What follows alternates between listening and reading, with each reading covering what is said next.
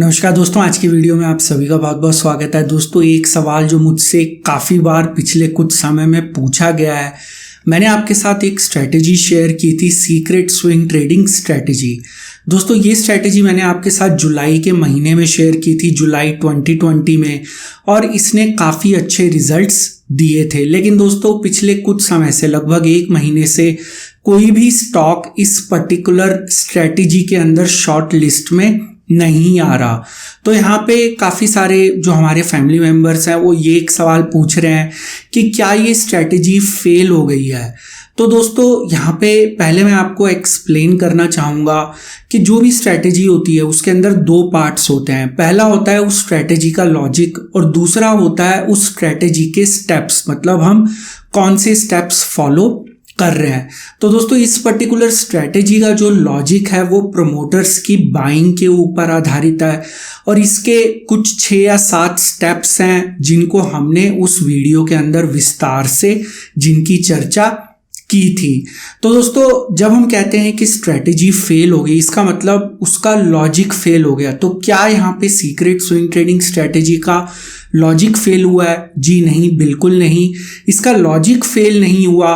लेकिन यहाँ पे ये जो स्टेप्स हम फॉलो करते हैं या जो मॉड्यूस ऑपरेंडी है, जो हमारे स्टेप्स हैं फाइंड आउट करने के स्टॉक्स को या स्टॉक्स को शॉर्टलिस्ट करने के, वहाँ पे जो बड़े प्लेयर्स हैं या प्रमोटर्स हैं जो इस पर्टिकुलर केस के अंदर, उन्होंने कुछ स्टेप्स को ट्वीक कर दिया है या चेंज कर दिया है। तो इस वजह से वहाँ पे आपको कोई भी स्टॉक जो है वो शॉर्ट लिस्ट में नहीं आ रहा पिछले लगभग एक महीने से। और दोस्तों, मैं आपको पिछले लगभग 2 महीने से कॉशन कर रहा हूं कि ये स्ट्रैटेजी हमेशा काम नहीं करेगी। उसके पीछे कारण ये होता है कि जो भी स्ट्रैटेजी पब्लिक डोमेन में आती है वो 5 या 6 महीने के बाद काम करना बंद कर देती है।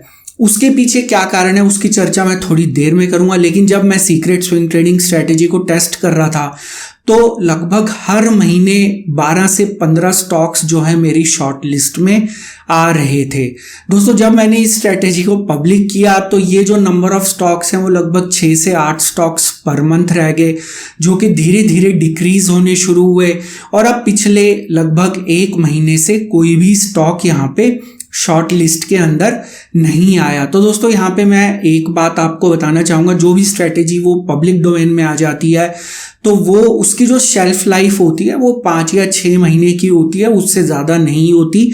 वहाँ पे हमें ये देखना ज़रूरी है कि क्या यहाँ पे लॉजिक फेल हुआ है या स्टेप्स के अंदर कोई बदलाव किया गया है बड़े प्लेयर्स के द्वारा, तो उसी हिसाब से हमें यहाँ पे अपने एक्शन लेने ज़रूरी है। तो आप कह लीजिए कि लॉजिक के अंदर कोई भी त्रुटि नहीं है, लेकिन यहाँ पे कुछ स्टेप्स को ट्वीक किया गया है। मॉड्यूस ऑपरेंडी जो है या जो स्टेप्स हम फॉलो कर रहे हैं इस स्ट्रैटेजी में, वहाँ पे प्रमोटर्स ने या बड़े प्लेयर्स ने कुछ स्टेप्स के अंदर बदलाव किए हैं और उसके अंदर क्या बदलाव किए गए हैं उसकी चर्चा हम आज के इस वीडियो में करेंगे। लेकिन दोस्तों, सबसे पहले आपके मन में एक सवाल आ रहा होगा कि ऐसा क्यों किया गया है बड़े प्लेयर्स के द्वारा या प्रमोटर्स के द्वारा।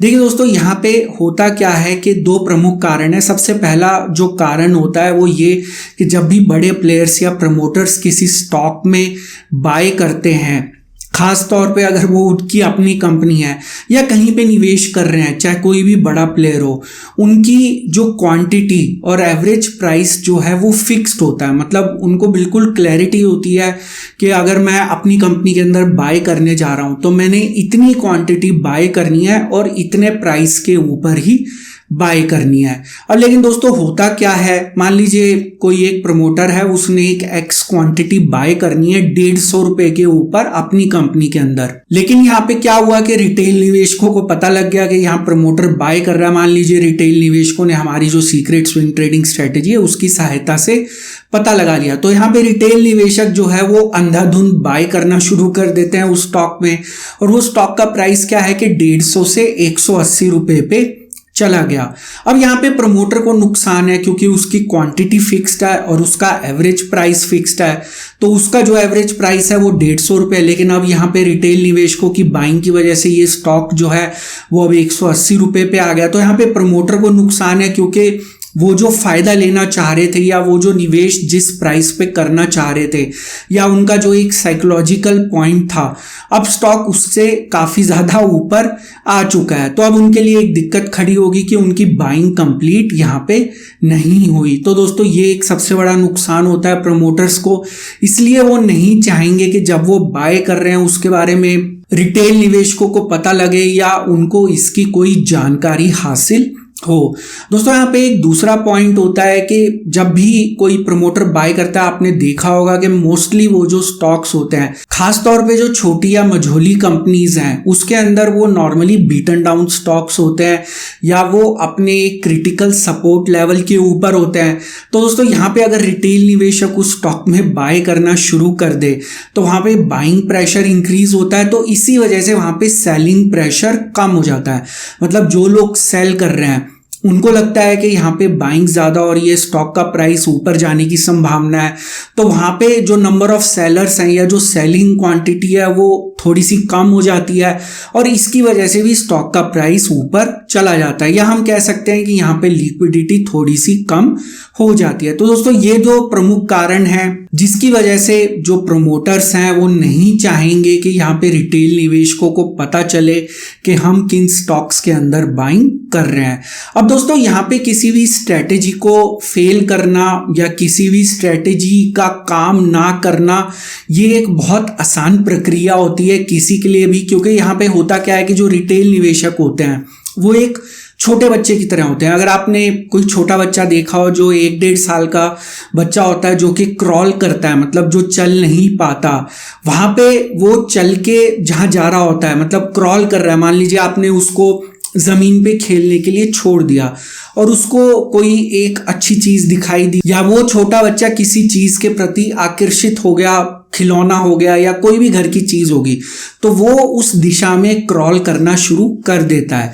लेकिन अगर मान लीजिए आप उस बच्चे को उठा के उसकी दिशा बदल दें तो वो जो छोटा बच्चा है वो शायद इस चीज़ को ना समझ पाए या इस चीज़ को जज ना कर पाए कि मुझे किस दिशा में जाना है। उसी तरीके से रिटेल निवेशकों का होता है कि अगर कोई स्ट्रेटेजी है, वहाँ पे 6 या 7 स्टेप्स बता दिए गए, स्ट्रेटेजी बहुत अच्छा काम कर रही है, 90% एक्यूरेसी के साथ काम कर रही है, तो वहाँ पे रिटेल निवेशक भी छोटे बच्चे की तरह जो है वो एक लकीर का फकीर हो जाता है और वो उन्हीं स्टेप्स को जो है सिर्फ फॉलो करता है। वो कभी भी उसके लॉजिक को समझने की कोशिश नहीं करता या वो ये जानने की कोशिश नहीं करता कि इस पर्टिकुलर स्ट्रेटेजी के पीछे का लॉजिक क्या है या उसके पीछे की जो साइंटिफिक बात है वो क्या है, किस लिए इस स्ट्रेटेजी का इस्तेमाल किया जा रहा है। वहाँ पे वो केवल एक लकीर का फकीर हो जाता है और अगर वहाँ पे उसकी दिशा बदल दी जाए, थोड़े से किसी एक स्टेप के अंदर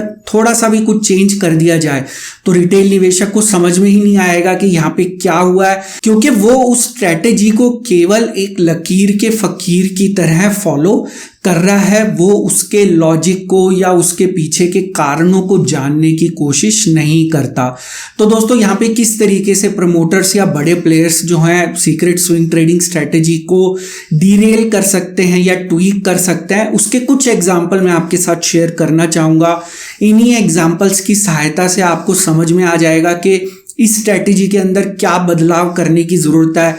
लॉजिक ठीक है लेकिन कुछ स्टेप्स के अंदर कुछ चेंज करने की आवश्यकता है ताकि ये स्ट्रेटेजी फिर से काम करना शुरू कर दे। दोस्तों यहाँ पे सबसे पहला होता है कि प्रमोटर डायरेक्टली शायद बाय ना करे, मार्केट परचेज ना करे, वो ब्रोकर के द्वारा परचेज करे, तो वहाँ पे आपको कभी पता ही नहीं लगेगा। अब यहाँ पे हम जो है अपना जो एक स्टेप है वो है केवल मार्केट परचेज को देखते हैं। अगर मार्केट परचेज के द्वारा प्रमोटर शेयर्स बाय नहीं करता तो वहाँ पे हमारी जो स्ट्रेटेजी है वो एक तरीके से फेल हो जाएगी।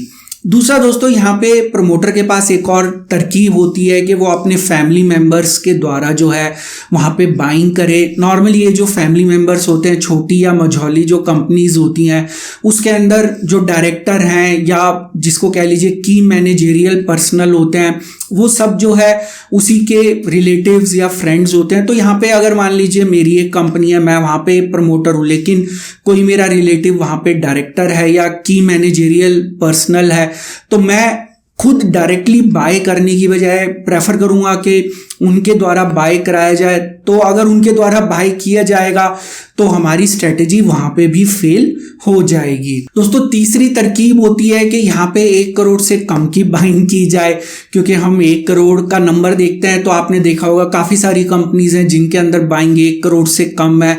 कुछ अच्छी कंपनीज हैं, इनफैक्ट मैं आपको एक एग्जांपल देना चाहूंगा, अगर आपने नोट किया हो 1-2 अच्छे शेयर्स हैं जहां पे केवल 97 लाख या 98 लाख तक की बाइंग की गई है। तो मुझे ऐसा डाउट है कि वहां पे ऐसा जानबूझ के किया गया है ताकि 1 करोड़ का थ्रेशोल्ड जो है वो क्रॉस ना हो। अगर 1 करोड़ का थ्रेशोल्ड क्रॉस नहीं होगा तो वो स्टॉक हमारी शॉर्ट लिस्ट में नहीं आएगा। और दोस्तों यहाँ पे गैप भी दिया जा सकता है 3 महीने से ज्यादा का, क्योंकि हम 3 महीने का डेटा इस्तेमाल करते हैं।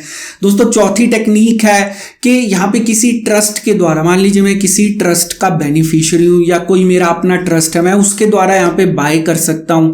तो वो जो डेटा है वो सेस रेगुलेशन में तो आएगा, लेकिन वो यहाँ पे जो इनसाइडर ट्रेडिंग की जो फाइल हम देखते हैं उसके अंदर वो डेटा नहीं आएगा। दोस्तों यहाँ पे 5वें नंबर का जो पॉइंट है वो ये कि यहाँ पे रिपोर्टिंग के अंदर डिले किया जा सकता है। ऐसा कोई गाइडलाइन नहीं है कि जब भी कोई प्रमोटर बाय करे उसको इमीडिएटली एक्सचेंज को इन्फॉर्म करना जरूरी है।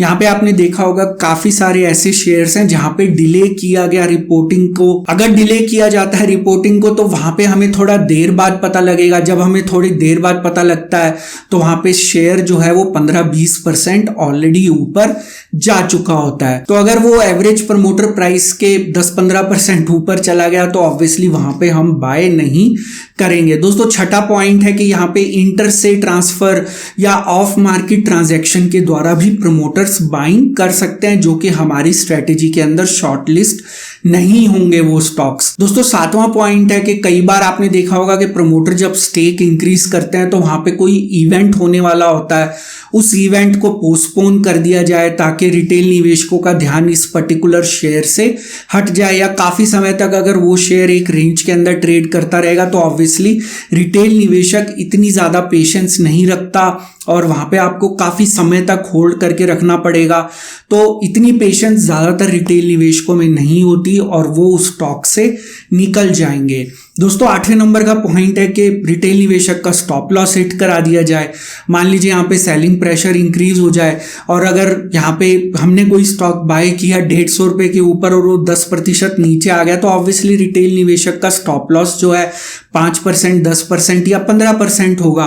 तो वहां पे स्टॉप लॉस हिट हो गया तो हमारा ध्यान जो है उस स्टॉक से हट जाएगा। हमें लगेगा कि ये स्टॉक हमने गलती से शॉर्टलिस्ट कर लिया या ये स्ट्रेटेजी काम नहीं करती। दोस्तों यहाँ पे एक 9वें नंबर की तरकीब है कि यहाँ पे छोटी सी क्वांटिटी जो है मॉर्टगेज कर दी जाए। मैंने कई स्टॉक्स देखे जहां पे बहुत छोटा सा अमाउंट जो है, छोटी सी क्वांटिटी मॉर्टगेज कर दी गई 0.6% या 0.1%। तो वहां पे क्या है कि हमारी स्ट्रेटेजी के मुताबिक वो सभी स्टॉक्स हमारे शॉर्टलिस्ट में नहीं आते। तो इसके द्वारा जो है प्रमोटर्स जो हैं वो आपका ध्यान अपने स्टॉक से दूसरी तरफ लेके चले जाएंगे या आपका ध्यान उस पर्टिकुलर स्टॉक पे नहीं जाएगा। लेकिन मुझे ऐसा लगता है कि कुछ केसेस में ऐसा जानबूझ के किया गया ताकि वो जो स्टॉक है वो रिटेल निवेशकों की नज़र में ना आए। तो दोस्तों ये कुछ टेक्निक्स हैं जिनकी सहायता से बहुत आसानी से किसी भी स्ट्रेटेजी को फेल कह सकते हैं आप, या जहां पे कह लीजिए कि रिटेल निवेशकों को लगे कि स्ट्रेटेजी काम नहीं कर रही तो किसी भी स्टेप के अंदर कोई भी छोटा सा बदलाव करके उस पर्टिकुलर स्ट्रेटेजी को काम करना बंद कराया जा सकता है। तो दोस्तों ये थी कुछ टेक्निक्स और मुझे उम्मीद है कि आपको काफ़ी सारे हिंट्स मिले होंगे। अब आपके मन में एक सवाल आ रहा होगा कि भाई इसका सोल्यूशन क्या है, हम इसको कैसे जान सकते हैं। तो दोस्तों यहाँ पे जैसा कि मैंने आपको इस वीडियो की शुरुआत में कहा कि हमें लॉजिक को समझना ज़रूरी है। हमें इतना समझदार बनना पड़ेगा कि हम ये जान सकें कि कौन से स्टेप्स को ट्वीक किया जा रहा है, कौन से स्टेप्स को चेंज किया जा रहा है, वहाँ पे क्या चेंज किया जा रहा है। और दोस्तों अगर हमें वो चेंज समझ में आ गया तो हम इस स्ट्रैटेजी को फिर से इस्तेमाल कर सकते हैं पब्लिक डोमेन के ऊपर। लेकिन दोस्तों यहाँ पे मैं आपको एक चीज़ क्लैरिफाई करना चाहूँगा कि ऐसा नहीं है कि पिछले 1 महीने में इस स्ट्रैटेजी के लॉजिक के बेसिस के ऊपर कोई भी शेयर शॉर्टलिस्ट नहीं हुआ। काफ़ी सारे स्टॉक शॉर्टलिस्ट हुए हैं लेकिन वहां पे स्टेप्स के अंदर थोड़ा बहुत बदलाव किया गया, जिसके बारे में आपको मालूम ही नहीं, क्योंकि रिटेल निवेशक वो जो 6-7 स्टेप्स होते हैं केवल उन्हीं को रिलीजियसली फॉलो करता है और वहां पे अपना लॉजिक नहीं लगाता कि यहाँ पे क्या क्या चेंजेस किए जा सकते हैं। तो ऐसा नहीं, स्ट्रेटेजी के अंदर कोई भी स्टॉक्स शॉर्टलिस्ट नहीं हो रहे, मैं केवल यहाँ पे लॉजिक की बात कर रहा हूँ। लॉजिक के हिसाब से अभी भी यहाँ पे काफी सारे स्टॉक्स आ रहे हैं इस पर्टिकुलर स्ट्रेटेजी में, लेकिन आप उनको देख नहीं पा रहे क्योंकि आप एक पर्टिकुलर चश्मा लगा के इस पर्टिकुलर स्टॉक्स को शॉर्टलिस्ट करते हैं या इस स्ट्रेटेजी का इस्तेमाल करते हैं। तो यहाँ पे क्या ट्वीक किए गए, क्या चेंजेस किए गए, क्या बदलाव किए गए, उन सब की टेस्टिंग में जो है वो सीक्रेट स्विंग ट्रेडिंग स्ट्रेटेजी 2.0 इसका जो सेकंड वर्जन है उसके अंदर कर रहा हूं। अभी इसकी टेस्टिंग चालू है।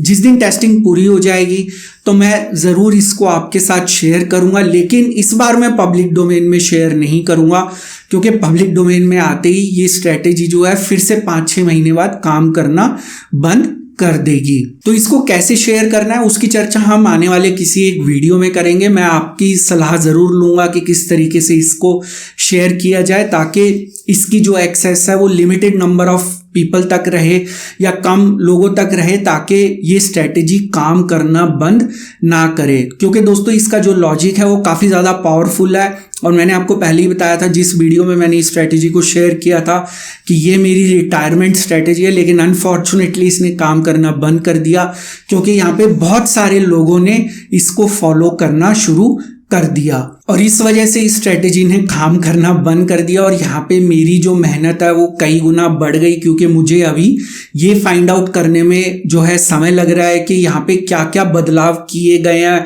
बड़े प्लेयर्स के द्वारा या प्रमोटर्स के द्वारा, ताकि ये स्ट्रेटेजी फिर से काम कर सके। तो उसकी चर्चा हम एक आने वाले वीडियो में करेंगे, लेकिन अभी तक आपके जो भी सवाल थे सीक्रेट स्विंग ट्रेडिंग स्ट्रेटेजी से संबंधित उन सभी का जवाब मैंने आपको आज के वीडियो में देने की कोशिश करी। उम्मीद है कि आपको वीडियो पसंद आया होगा। वीडियो पसंद आया तो वीडियो को लाइक ज़रूर करिए। अगर आप इस चैनल के साथ नए जुड़े हैं और आने वाले समय में इसी तरह जानकारी से भरपूर और ज्ञानवर्धक वीडियोस देखना चाहते हैं तो चैनल को ज़रूर सब्सक्राइब करिए। सब्सक्राइब के ऑप्शन इस समय आपकी स्क्रीन पे विजिबल है। आप नीचे दिखाए गए लाल रंग के सब्सक्राइब बटन को भी दबा सकते हैं, उसके साथ दिखाए गए बेल नोटिफिकेशन को क्लिक करना मत भूलिएगा, ताकि जब भी कोई नया वीडियो अपलोड हो उसकी नोटिफिकेशन तुरंत आपको अपनी ऐप या ईमेल के ऊपर मिल जाए। तो दोस्तों इस वीडियो का एक डिस्क्लेमर भी है जो कि आपको अपनी स्क्रीन पे दिख रहा होगा। ये वीडियो मैंने सिर्फ एक एजुकेशन, लर्निंग और इन्फॉर्मेशन के पॉइंट ऑफ व्यू से बनाया था। यहाँ पे मेरी आपको कोई सजेशन, सलाह या राय नहीं है कि आप किसी भी स्टॉक इंडेक्स में बाय, सेल या होल्ड की पोजीशन बनाएं। किसी भी निवेश या ट्रेड से पहले अपने फाइनेंशियल प्लानर या इन्वेस्टमेंट एडवाइजर की सलाह जरूर ले लें। दोस्तों हम फिर मिलेंगे अगले वीडियो में एक नई जानकारी के साथ, एक नई सीख के साथ, एक नई लर्निंग के साथ। तब तक आप अपना ध्यान रखें।